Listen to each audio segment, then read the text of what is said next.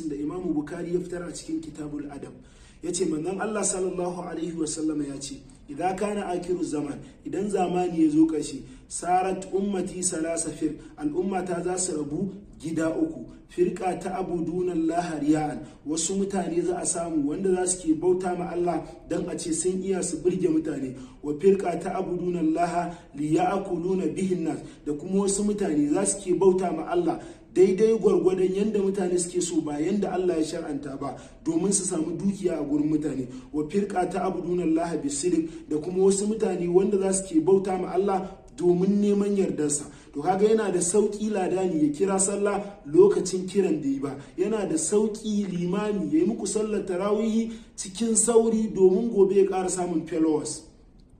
Shi yasa Allah subhanahu wataala ya gama da mu da yace qad ja'atkum basairu min rabbikum, hujja ta zo mana daga gurin ubangiji. Ma'ana mun sami ilimi ko ta ko ina, ka bincika ka gani ya abin yake kasancewa. Wannan shine kadai zai kai ka ga siradi.